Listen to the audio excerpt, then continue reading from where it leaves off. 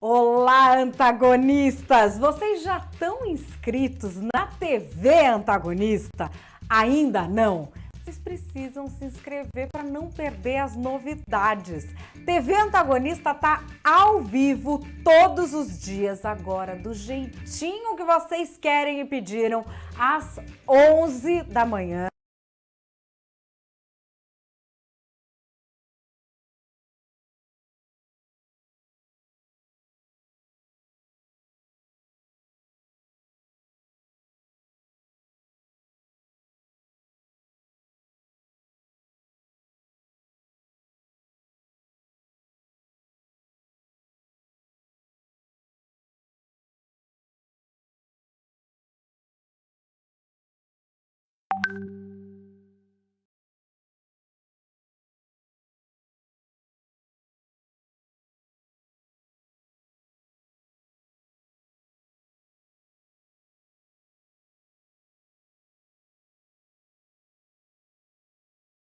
Olá, antagonistas! Vocês já estão inscritos na TV Antagonista?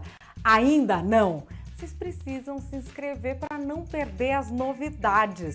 TV Antagonista tá ao vivo todos os dias agora, do jeitinho que vocês querem e pediram, às 11 da manhã e às 5 da tarde. TV Antagonista também tem, como vocês gostam, o Momento Antagonista com Cláudio Dantas e a reunião de pauta com todos os antagonistas, com Mário Sabino, Diogo Mainardi, Cláudio Dantas, que você também vê os pedacinhos das nossas edições ao vivo às 11 da manhã e às 5 da tarde. Não perca, não deixe de se inscrever, porque os inscritos recebem aviso todas as vezes em que a gente posta um vídeo novo ou entra ao vivo, seja nas nossas edições diárias ou num plantão especial. youtube.com/antagonista. Inscreva-se. Olá, muito boa tarde. A gente fez aí a abertura de novo devido a um probleminha técnico. Peço a compreensão de vocês. Já agradeço, aliás, a compreensão de todos vocês que estão no chat. Começa aqui a TV Antagonista das 5 horas da tarde desta terça-feira, dia 11 de abril de 2017. Um momento que todos estavam esperando. A lista de Fachin foi divulgada pelo jornal O Estado de São Paulo. O Estadão teve acesso a despachos de Edson Fachin, relator da Lava Jato no STF. O ministro determinou a abertura de inquérito contra 9 ministros do governo Temer, 29 senadores, 49 deputados federais, 42 deputados federais, um ministro do Tribunal de Contas da União, 3 governadores e 24 outros políticos e autoridades sem foro, mas relacionados a fatos relatados por outros delatores. O Estadão noticia que Michel Temer é citado nos pedidos de abertura de 2 inquéritos.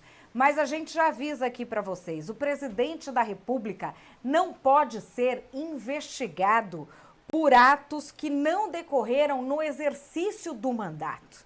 Então, enquanto estiver no exercício do mandato, Michel Temer não será investigado. Então, nós vamos aqui por funções, da forma como o antagonista fez essa separação no site para facilitar. Nós vamos fazer aqui a leitura de todos os nomes. Tem mais noticiários hoje aqui na TV Antagonista. Já vou adiantando para vocês. Vocês já estão chamando aqui no site. Hoje, excepcionalmente, a gente não vai ter a presença do Mário Sabino, mas a gente vai ter o Cláudio Dantas e vai ter o Diogo Mainardi. Então, não é por falta de antagonista que vocês vão chorar hoje. Vamos agora para a lista completa. Ela não está completa, porque vamos lembrar, há nomes que não têm foro privilegiado e esses nomes não fazem parte dessa lista que a gente tem aqui. Então, por exemplo, você não vai ver o ex-presidente Lula, você não vai ver a ex-presidente Dilma, porque eles não têm foro privilegiado. Então, vamos lá. Os 3 governadores, segundo o Estadão: Robinson Faria, governador do Rio Grande do Norte; Tião Viana, governador do Acre; Renan Filho, governador de Alagoas. Os ministros do governo Michel Temer, na lista de Fachin, segundo o Estadão. Eliseu Padilha, da Casa Civil. Moreira Franco, da Secretaria-Geral da Presidência da República. Gilberto Kassab, da Ciência e Tecnologia. Helder Barbalho, da Integração Nacional. Aloísio Nunes, das Relações Exteriores. Blairo Maggi, da Agricultura. Bruno Araújo, das Cidades. Roberto Freire, da Cultura. Marcos Pereira, da Indústria, Comércio Exterior e Serviços. Padilha e Kassab responderão em 2 investigações cada um. Agora vou pegar aqui, o antagonista já fez um trabalho de dividir os senadores por partido. Ou seja, está toda organizadinha essa lista aqui do antagonista. Então vamos os senadores que serão investigados na Lava Jato por partido. Começando por, a gente está indo do partido que tem mais para o partido que tem menos, pela ordem da quantidade de pessoas investigadas pela Lava Jato. Lembrando que esta lista é de acordo com o jornal Estadão. Do PMDB, Eunício Oliveira, presidente do Senado. Romero Jucá, Renan Calheiros, Edson Lobão, Marta Suplicy, Cátia Abreu, Eduardo Braga, Valdir Raupp e Garibaldi Alves Filho. Do PSDB, Aécio Neves, Cássio Cunha Lima, Eduardo Amorim, Ricardo Ferraço, José Serra e Antônio Anastasia. Do PT, Paulo Rocha, Humberto Costa, Jorge Viana e Lindbergh Farias. Do PSB, Fernando Bezerra Coelho, Lídice da Mata, Dalírio Beber. Do DEM, José Agripino Maia e Maria do Carmo Alves. Do PP, Ciro Nogueira e Ivo Cassol. Do PCdoB, Vanessa Graziotin. Do PTC, Fernando Collor de Mello. E do PSD, Omar Aziz. Vamos agora, eu peguei aqui uma lista bem maior, que é a lista dos deputados que vão ser investigados pela Lava Jato. Segundo essa lista que o Estadão divulgou, após dizer que teve acesso aos despachos do ministro Fachin. Ela não está separada ainda por partidos. A gente vai ver se até o final desta edição da TV Antagonista a gente consegue repetir para vocês essa lista separada por partidos na parte dos deputados. Paulinho da Força, Solidariedade de São Paulo. Marco Maia, PT do Rio Grande do Sul. Carlos Aratini, do PT de São Paulo. Rodrigo Maia, presidente da Câmara. João Carlos Bacelar, PR da Bahia. Milton Monte, PR de São Paulo. José Carlos Aleluia, DEM da Bahia. Daniel Almeida, PCdoB da Bahia. Mário Negromonte Júnior, PP da Bahia. Nelson Pellegrino, PT da Bahia. Jutaí Júnior, PSDB da Bahia. Maria do Rosário, PT do Rio Grande do Sul. Felipe Maia, DEM do Rio Grande do Norte. Onyx Lorenzoni, DEM do Rio Grande do Sul. Jarbas Vasconcelos, PMDB de Pernambuco. Vicentinho, PT de São Paulo. Arthur Maia, PPS da Bahia. Ieda Cruzius, PSDB do Rio Grande do Sul. Paulo Henrique Lustosa, PP do Ceará. José Reinaldo, do PSB do Maranhão, por fatos de quando era governador. João Paulo Papa, do PSDB de São Paulo. Vander Lubé, do PT do Mato Grosso do Sul. Rodrigo Garcia, do DEM de São Paulo. Cacá Leão, PP da Bahia. Celso Russomano, PRB de São Paulo.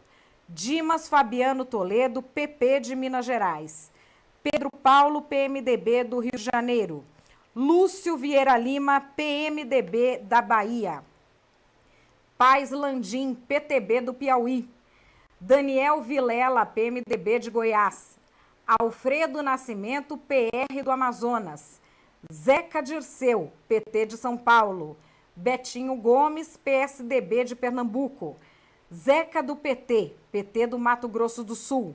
Vicente Cândido, PT de São Paulo. Júlio Lopes, PP do Rio de Janeiro. Fábio Faria, PSD do Rio Grande do Norte. Heráclito Fortes, PSB do Piauí. Beto Mansur, PRB de São Paulo. Antônio Brito, PSD da Bahia. Décio Lima, PT de Santa Catarina. Arlindo Chinalha, PT de São Paulo. E o ministro do Tribunal de Contas da União é Vital do Rego Filho. Além disso, a gente tem aqui na lista prefeitos, deputados estaduais, presidentes de partido e diversas outras pessoas que não têm um cargo no momento, marqueteiros, esposas de pessoas, arrecadador de campanha, procuradores, secretários estaduais, pessoas que não têm foro privilegiado e que, portanto, não serão julgadas pelos tribunais superiores. Essa é a lista esperada que foi obtida pelo jornal O Estado de São Paulo. Vocês falam aí no chat, se vocês quiserem, ao final do programa, a gente repete essa lista. Tem muitos assuntos hoje aqui na TV Antagonista.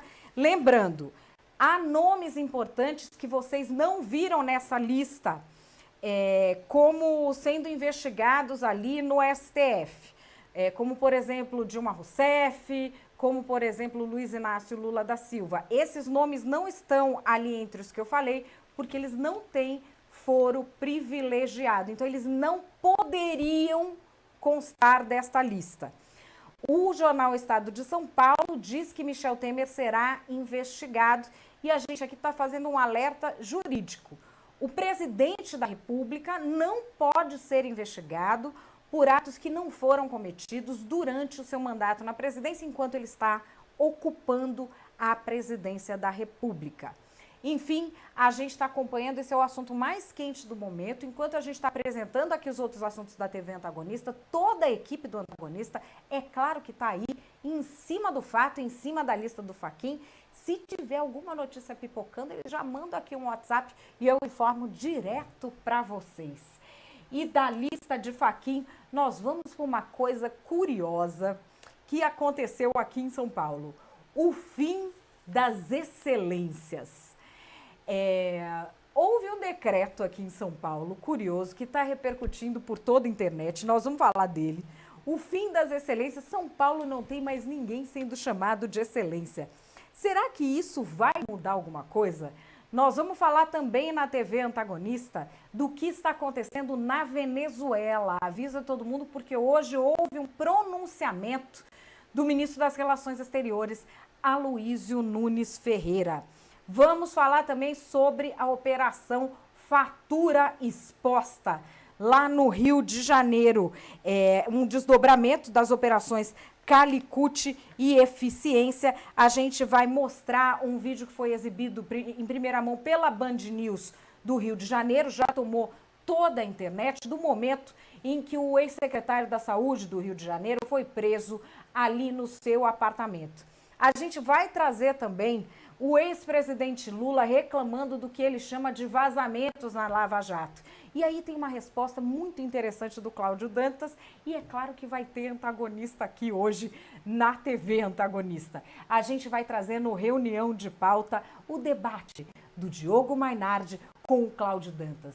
Trechos especiais para vocês aqui na TV Antagonista. E vocês já vão dizendo aí no chat o que é que vocês querem. Vocês querem que eu repita esta lista no finalzinho do programa para quem perdeu? Se vocês querem, já vão pedindo aí, já vão pedindo pelo Twitter, já vão pedindo pelo Face, porque se vocês quiserem eu repito. Se vocês não quiserem, eu não repito. Então vamos embora. Fim das excelências. Um decreto aqui em São Paulo acabou com aquele jeito pomposo de chamar as autoridades. Lembrando que na Prefeitura de São Paulo já não se usa mais gravata durante o expediente, que é algo que não é uma ideia nova. Muitos políticos aí da nova geração queriam fazer, mas acabavam zombando deles, que era bobagem, que isso e aquilo. Mas numa boa, para que vai se usar gravata nos dias de hoje em todos os eventos? Não deixa só por uma coisa especial. Bom, agora acabaram as excelências. Será que vai ser só no papel? Como sempre faz, porque domina muito bem o marketing, o prefeito de São Paulo, João Dória, gravou esse vídeo. Vamos dar uma olhada.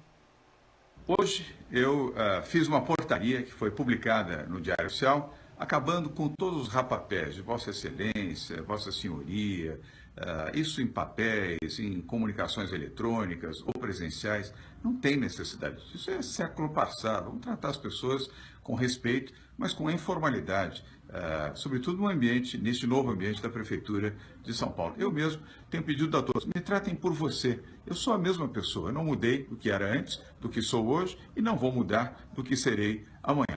Mais eficiência, menos burocracia, menos formalidade.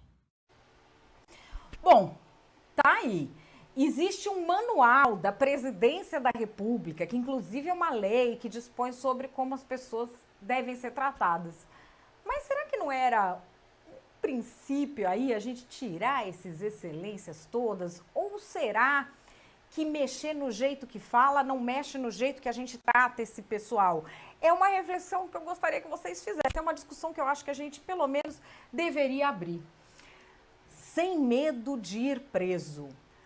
O ex-presidente Lula continua dando entrevistas a diversas rádios do Nordeste.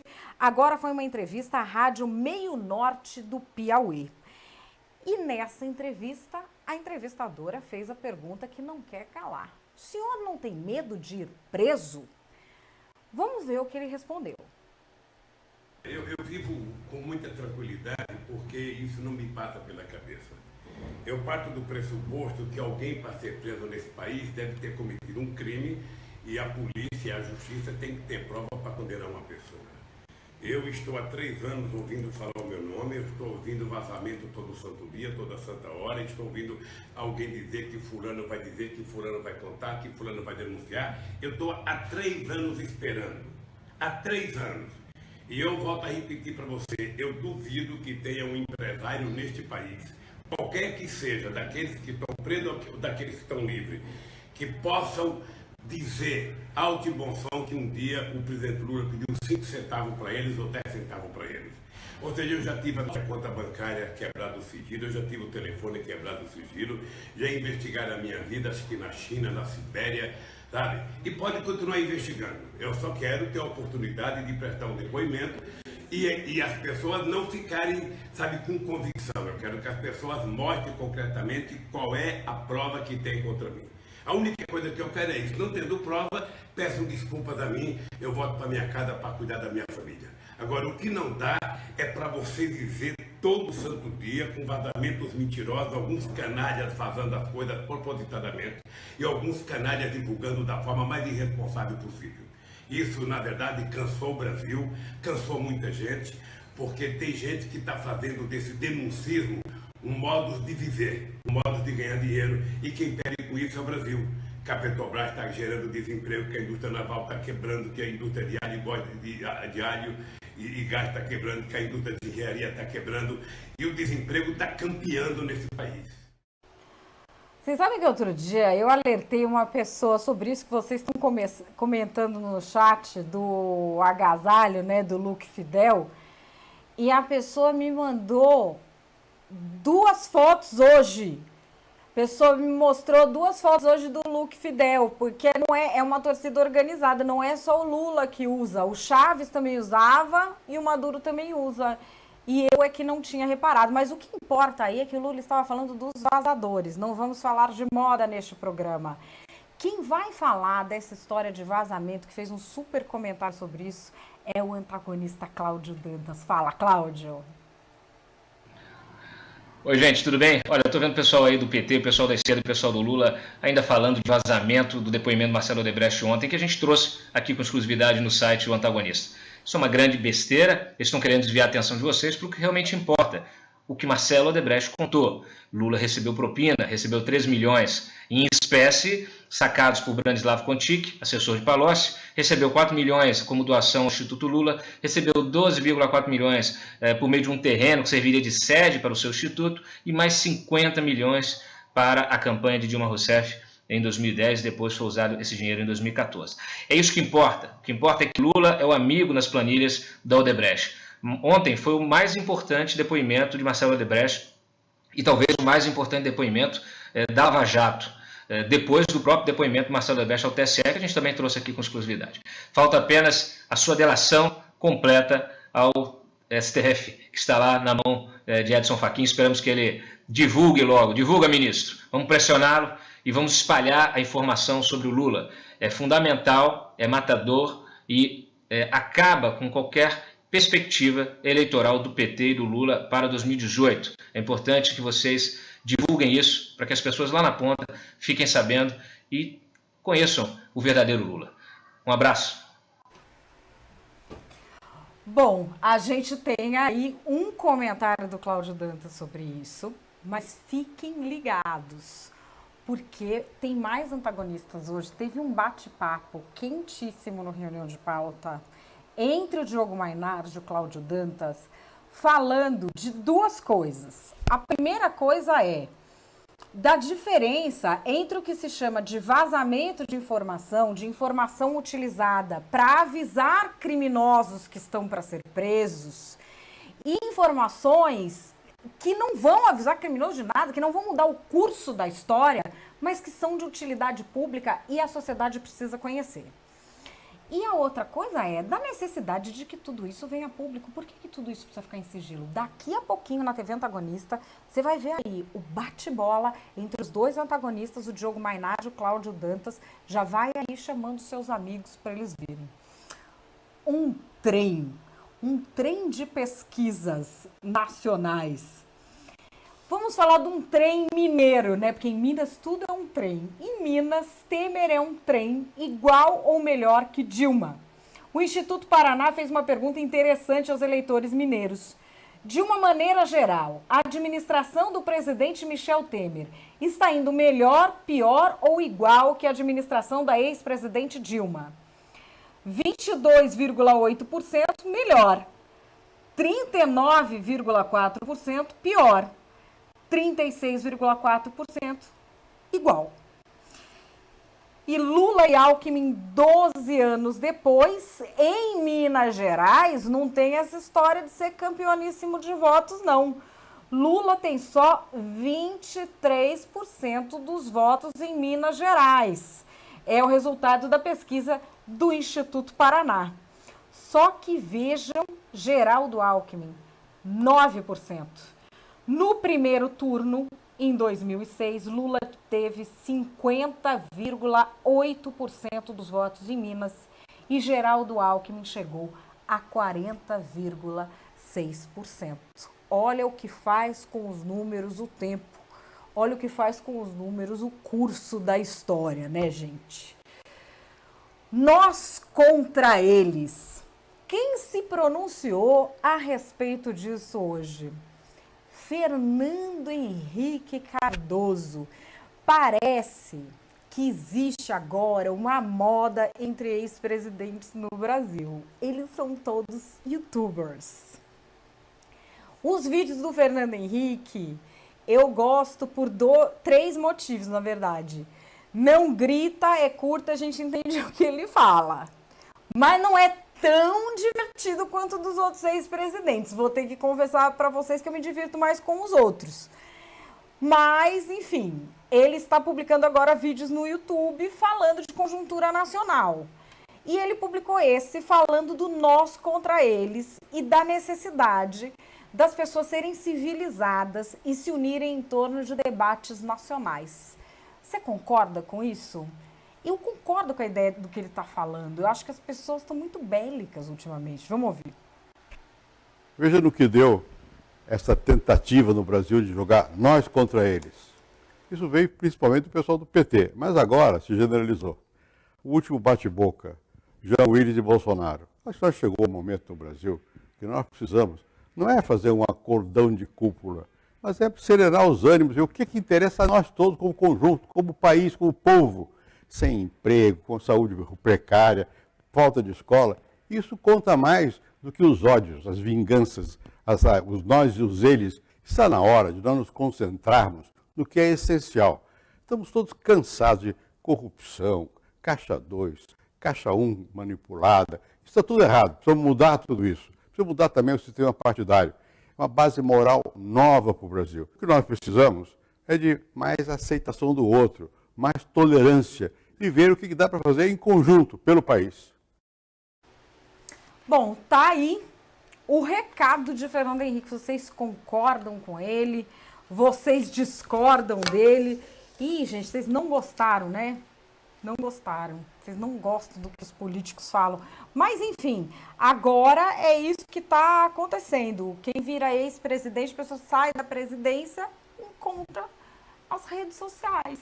É um caminho. Tipo, a pessoa era jogador de futebol, vira técnico, sai da presidência e encontra as redes sociais. Isso está acontecendo pelo mundo todo. E agora vamos a uma situação muito séria, muito delicada, que a gente está repetindo aqui em todas as edições da TV Antagonista, que é a situação que as pessoas estão passando na Venezuela. O chanceler do Brasil, Aloysio Nunes Ferreira, agora se pronunciou. Vamos ouvir. Insistimos na urgência da confirmação do calendário eleitoral. O povo precisa falar, a voz do povo é um elemento central na solução da crise venezuelana, respeito a prerrogativas da Assembleia e a libertação dos presos políticos. Nós insistimos também, nós brasileiros, o governo brasileiro insiste na oferta de ajuda humanitária, que já foi feita e reiterada pelo nosso governo. Bom, então aí a gente tem a declaração, que na verdade não é uma declaração de ação que vai ser tomada, é uma declaração de oferta de ajuda humanitária, que é uma ajuda que a Venezuela realmente precisou numa outra fase, mas hoje a gente chega no 10º dia em que o povo está nas ruas, com uma repressão brutal, com bomba de gás lacrimogêneo sendo jogada de helicóptero, caia onde cair, com franco atirador em telhado protegendo prédio público, com caminhão passando em cima de multidão, avançando sobre deputados, avançando sobre quem quer que seja. Tem bebê em hospital sendo atingido por bomba de gás lacrimogêneo. Uma situação completamente fora do controle. E a gente continua recebendo vídeos tanto de pessoas que são admiradoras do Antagonista, quanto de jornalistas venezuelanos que enviam aqui pra gente e a quem a gente agradece muito a confiança. A gente fez um compiladão, porque a maioria desses vídeos são muito curtos, é o que as pessoas conseguem fazer e mandar. A gente verifica a origem, muitos dos autores a gente já conhece, e a gente vai mostrar para vocês aqui na TV Antagonista o que é que está acontecendo por lá.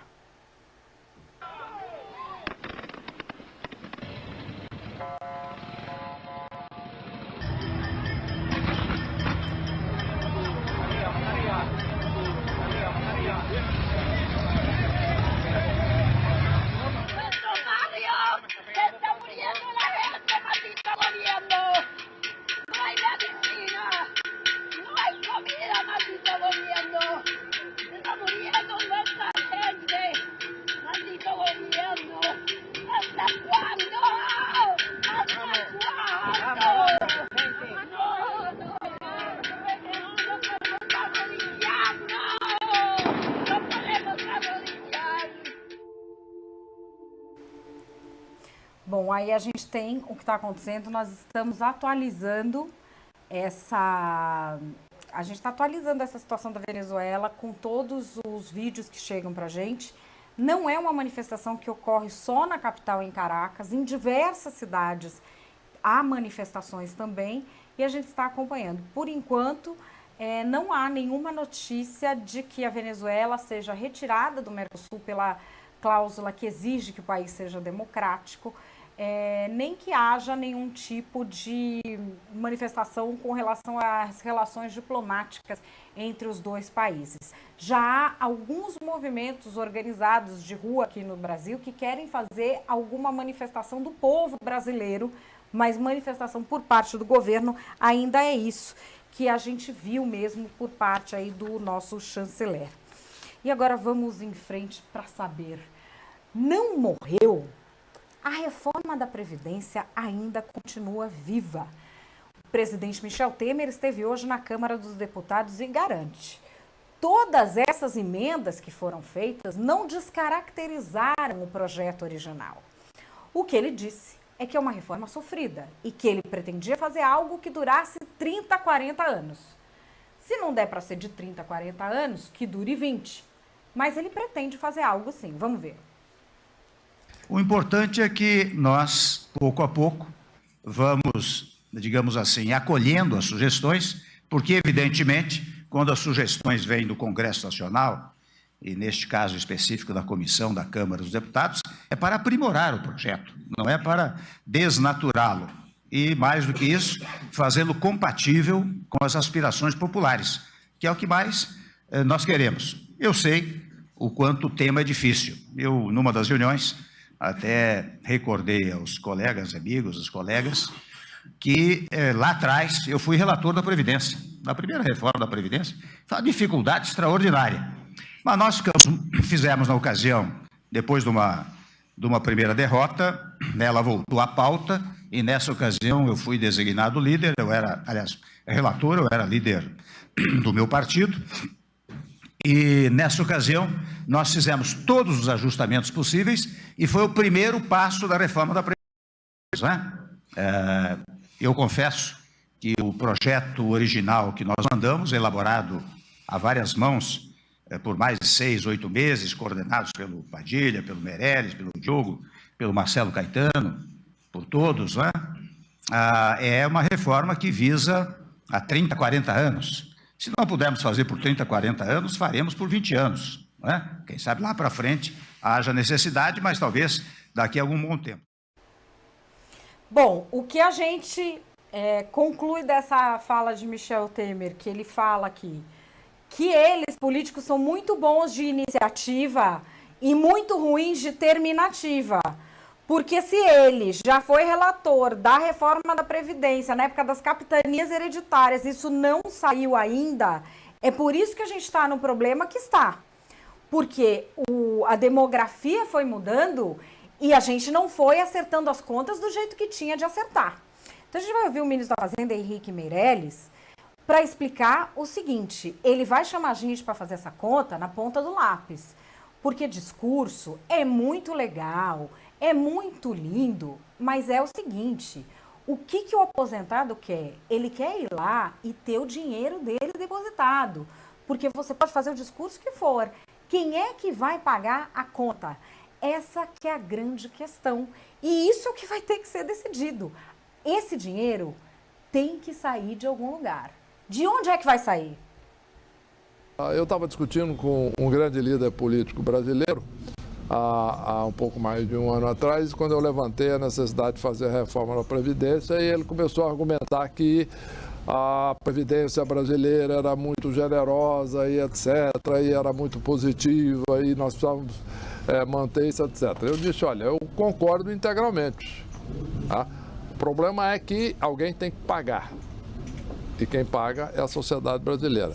E, portanto, nós temos que ter a capacidade de garantir a todos os brasileiros que, quando se aposentarem, vão receber a aposentadoria. Isso é importante, porque muitos países quebraram, estados brasileiros também quebraram. Portanto, nós estamos fazendo a tempo e a hora. E isto é algo que, de fato, não tem resposta, não tem argumento contrário. Tem que fazer.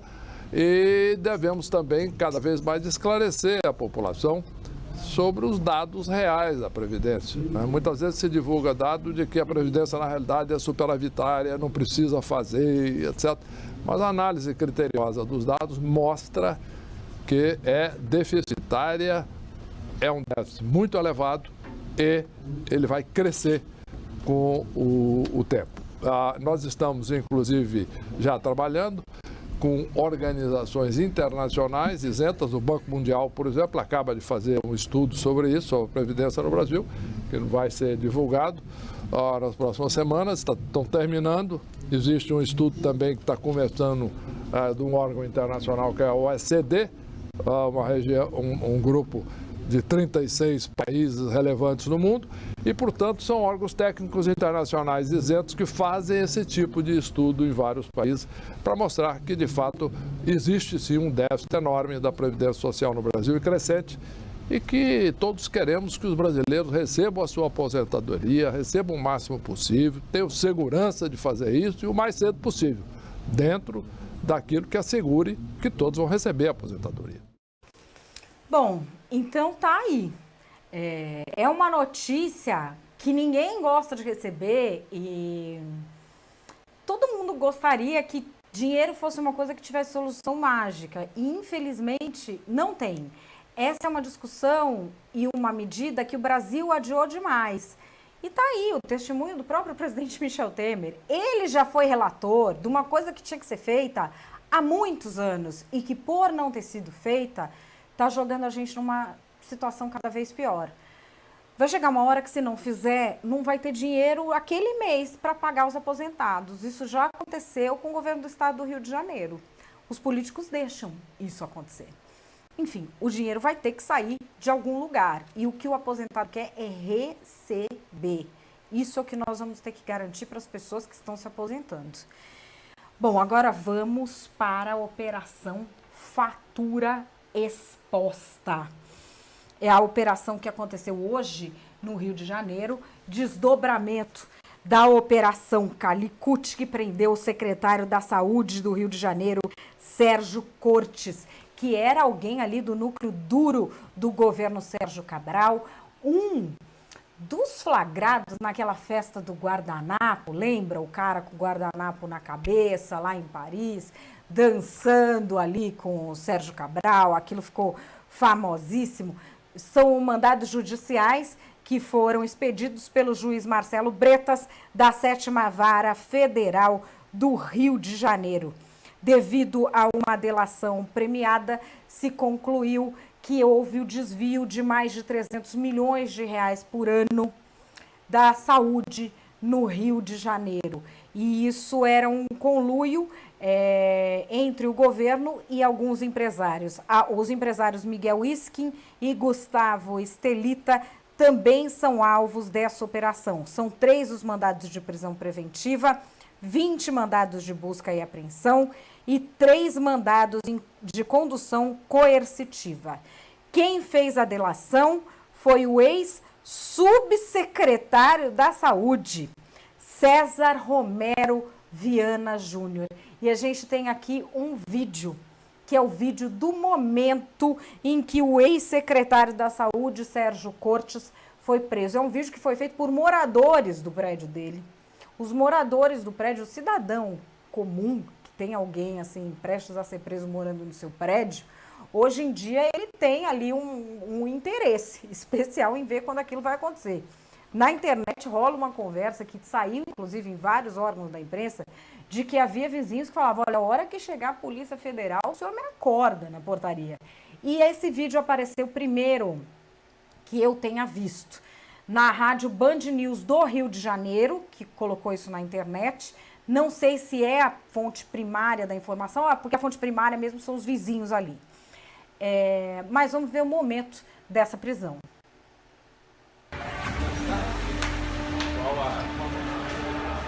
Aqui, direto.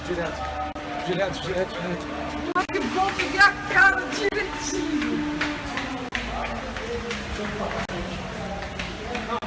Não precisa de mais nada, ele vai ter roupa lá, ele vai ter roupa. Brasil, chega pra frente só pra te colocar de mala. Pode botar a mala atrás. Bota a mala atrás. Cadê o Gema? Vamos colocar atrás. Abre o porta-malas também. Bom, e vocês reparem aí que esse vídeo é feito por um dos vizinhos, mas o que não faltava ali era vizinho gravando com o celular. E a gente vê que não era exatamente uma pessoa amada pelos vizinhos. É uma situação que incomoda a vizinhança, a presença dessas pessoas que estão envolvidas nesses casos. E é uma situação que a gente, pensando bem, 5 anos atrás, 10 anos atrás, alguém que mora num condomínio desses jamais ia imaginar, porque essas pessoas, 10 anos atrás, eram intocáveis. Jamais se imaginaria este tipo de operação que nós acabamos de ver aqui. A delação de Marcelo Odebrecht. Ontem, Marcelo Odebrecht depois como delator pela primeira vez para Sérgio Moro. Foi um depoimento que você ficou sabendo de todos os detalhes aqui pelo antagonista. E bom, vocês estão aqui perguntando, cadê o Mário? Cadê o Mário? Cadê o Mário? Para quem perdeu o comecinho do programa, hoje, excepcionalmente, o Mário Sabino não estará aqui, mas não faltarão antagonistas. A gente tem Cláudio Dantas e Diogo Mainardi falando dessa reclamação generalizada do PT sobre o vazamento da delação pelo site. O vazamento da delação não, o vazamento do depoimento de Marcelo Odebrecht a Sérgio Moro pelo site O Antagonista. Foi um vazamento, afinal? Falem, antagonistas. Seu canalha! Canalha, esse canalha é sobretudo para você, é para mim também. Você sabe que o Lula tem uma predileção por mim, antiga. Ele gosta enquanto eu gosto dele.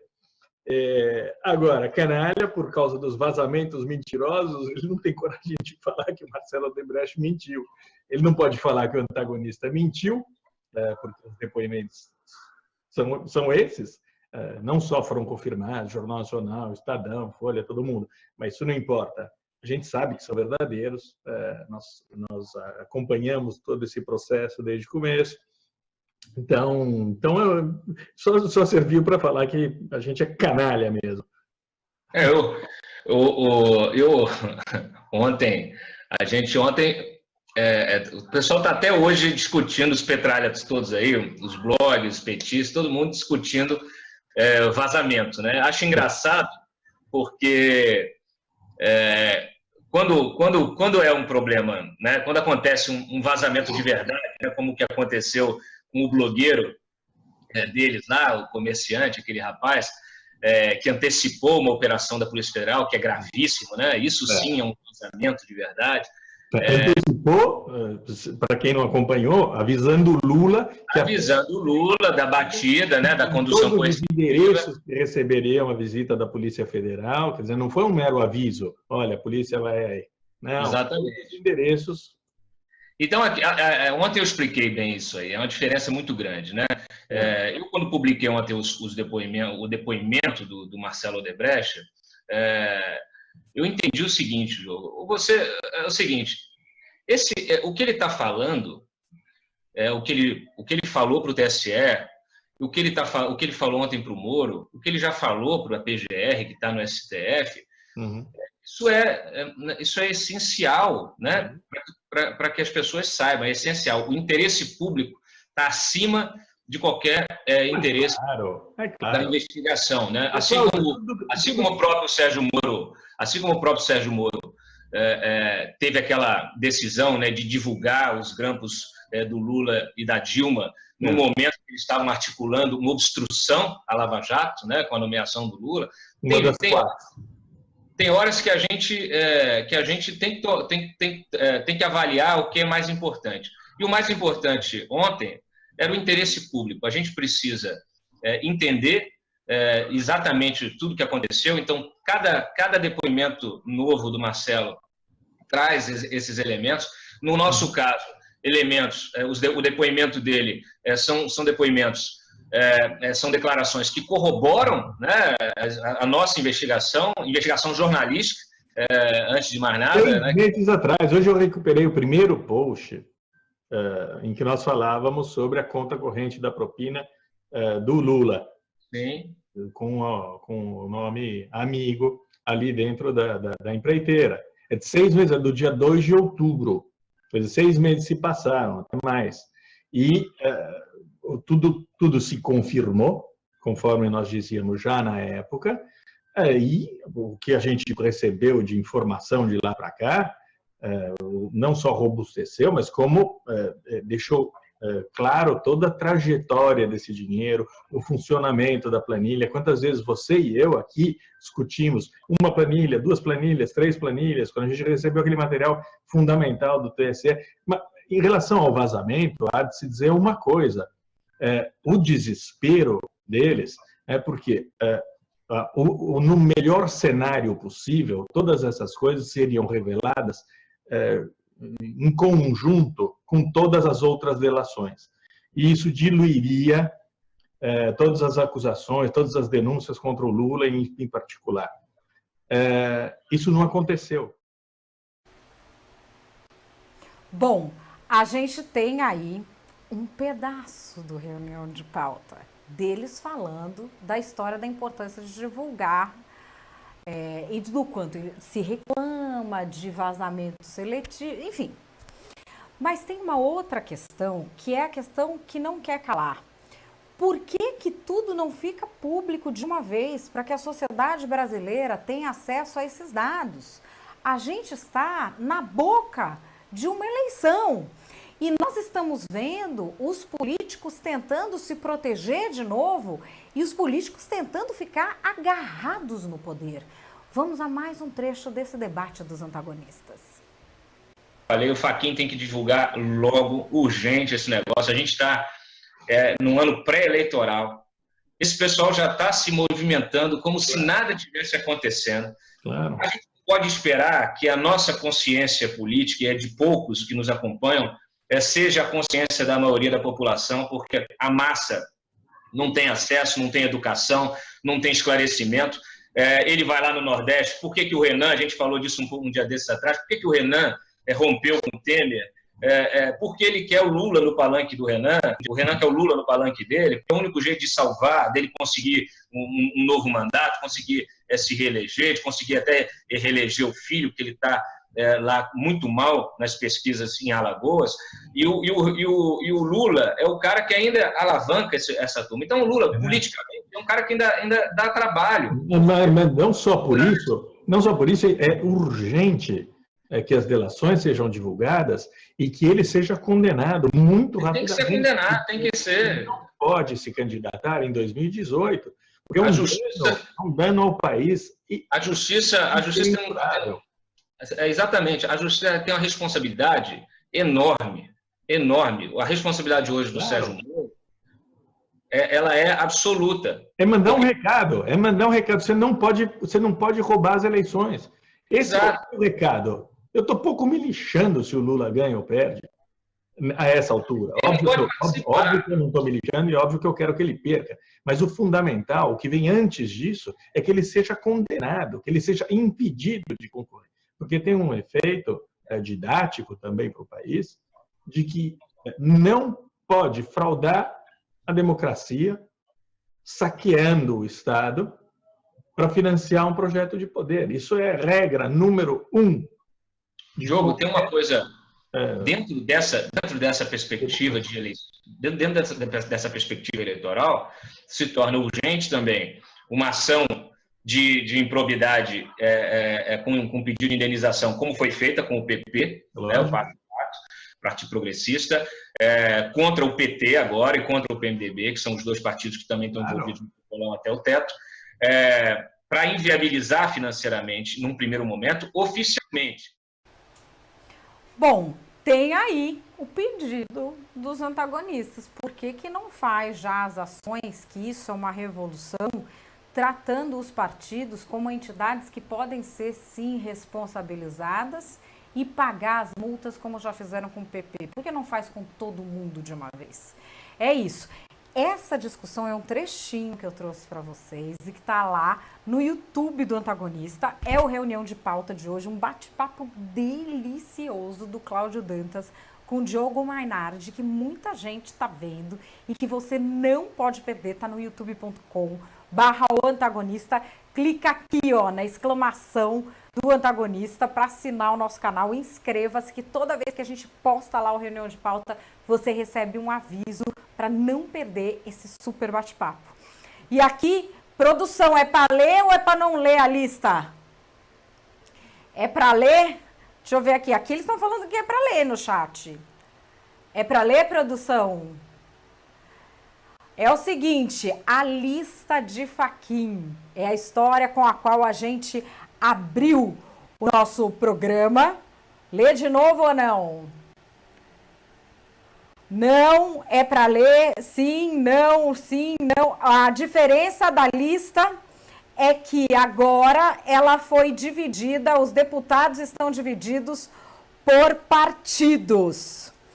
E no começo do programa a gente ainda não tinha conseguido dividir esses deputados por partidos. Mas é o seguinte, eu já li aqui. Vocês podem ver a lista no site. Eu não preciso ler a lista, eu já li todos os nomes no começo.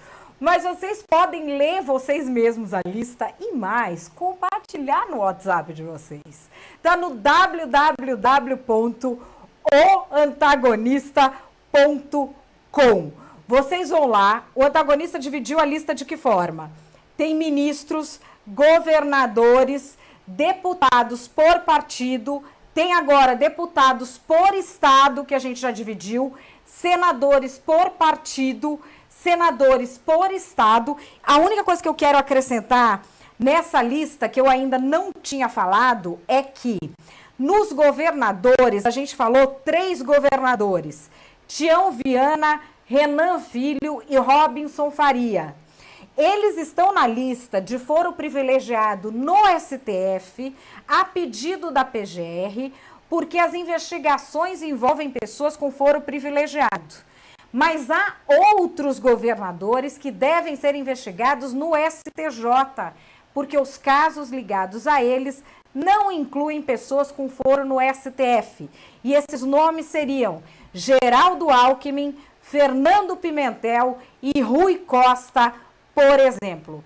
Lembrando que esta não é ainda a lista completa, essa só é a lista de quem está no STF e pessoas importantes como os ex-presidentes Dilma Rousseff e Luiz Inácio Lula da Silva não tem mais esse foro privilegiado.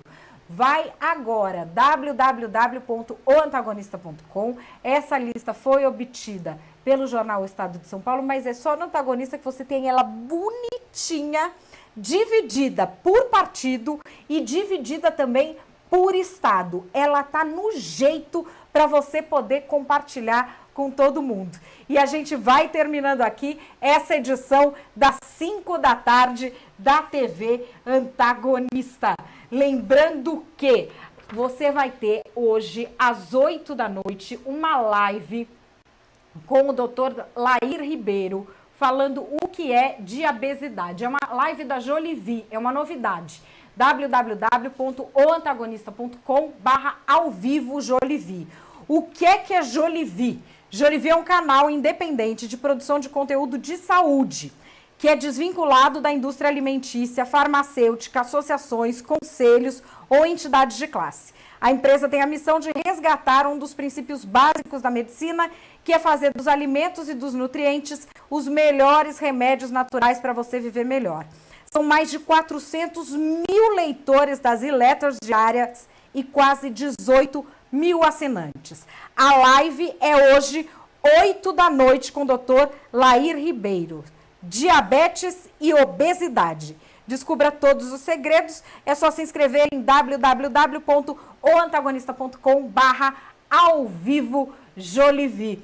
Muito obrigada pela sua participação, por ficar com a gente. TV Antagonista volta ao vivo amanhã, às 11 da manhã. Não se esqueça de assinar o nosso canal. Muito obrigada pela sua companhia, pela sua fidelidade. youtube.com/oantagonista. Até amanhã. Tchau.